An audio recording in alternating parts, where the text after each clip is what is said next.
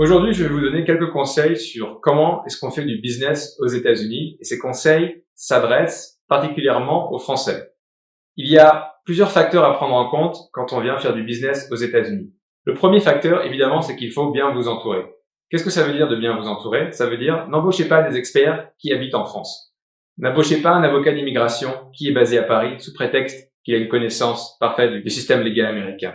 Si votre avocat est basé à Paris, il ne connaît pas bien le système légal américain, sinon il habiterait aux États-Unis. La plupart du temps, ce que ces gens-là font, c'est qu'ils embauchent par la suite des avocats américains pour sous-traiter. Des avocats avec qui vous ne serez pas en relation. Donc je vous conseille de travailler directement avec des avocats ou des comptables ou des experts qui sont directement basés aux États-Unis, qui sont présents localement dans la région dans laquelle vous souhaitez vous développer. Donc si par exemple vous souhaitez vous développer en Floride, travaillez avec des avocats, avec des experts comptables et avec des experts de manière générale qui sont basés en Floride. Si vous cherchez à vous développer en revanche en Californie, travaillez avec des gens qui sont basés en Californie. Si vous avez une dimension de développement qui est nationale, vous pouvez embaucher quelqu'un n'importe où.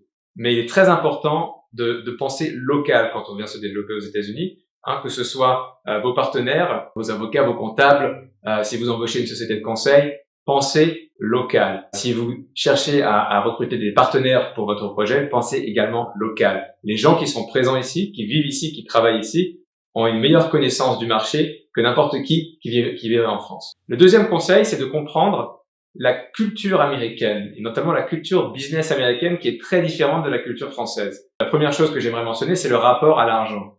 Les Américains ont un rapport à l'argent qui est très différent de celui des Français. Les Américains ont un rapport à l'argent qui est très décomplexé. Ils n'ont aucun problème à parler de prix, à parler d'argent en général, à demander des financements quand ils en ont besoin, et ils le font en général très rapidement. En France, c'est un sujet qui est un peu plus tabou. En général, c'est un sujet que l'on va placer à la fin d'une conversation, ou peut-être au sein d'une conversation très formelle et très longue. Aux États-Unis, c'est pas forcément comme ça. Quand vous allez négocier avec un partenaire aux États-Unis, le rendez-vous que vous allez avoir peut durer 20-25 minutes. Votre Américain veut des informations précises et concrètes sur vos prix. Donc, si vous vendez un produit, il faut que vous mentionniez votre prix de manière très claire. Ne jouez pas avec les prix. Si vous exportez, par exemple, ne vous amusez pas à intégrer le coût du shipping, donc le coût d'envoi, dans le coût de votre produit. Ce sont deux coûts différents. Quand vous exportez aux États-Unis, vous allez exporter un produit, ce produit a un coût, et peut-être que vous exportez le service d'envoyer le produit chez votre client si votre client n'est pas en mesure de venir le chercher chez vous, et cela a un coût également. Donc séparez les coûts, soyez très précis, et c'est comme ça que les Américains font du business.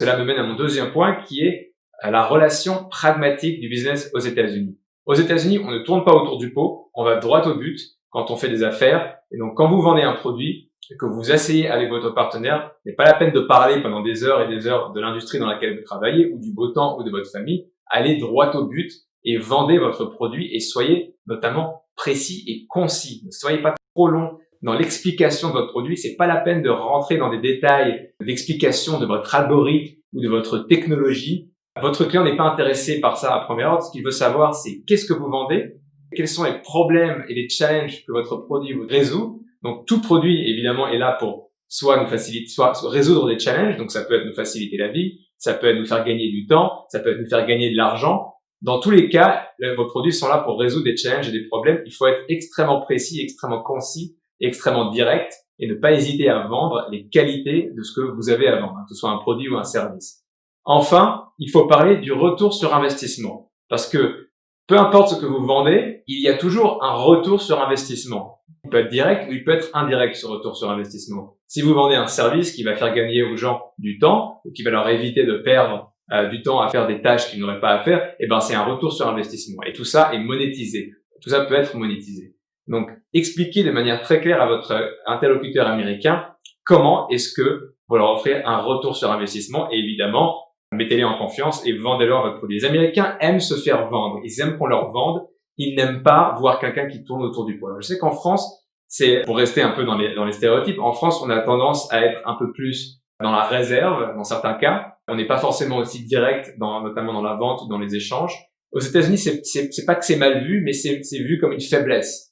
Et donc, je déconseille aux entrepreneurs français qui viennent s'installer aux États-Unis de passer des heures à justifier votre technologie, à justifier votre algorithme, à justifier votre produit.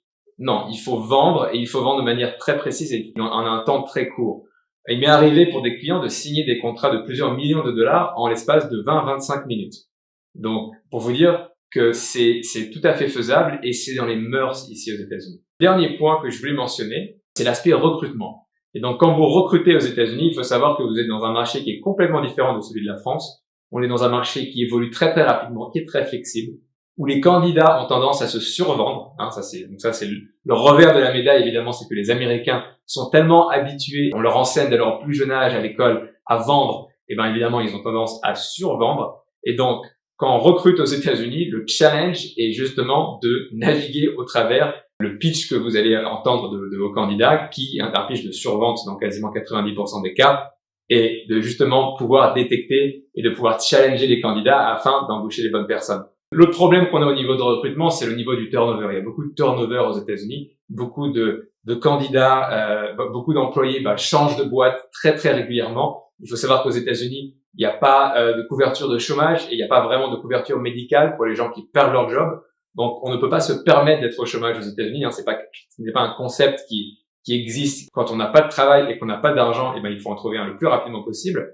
Et donc, les chercheurs d'emploi américains sont constamment dans une optique de prospection de travail.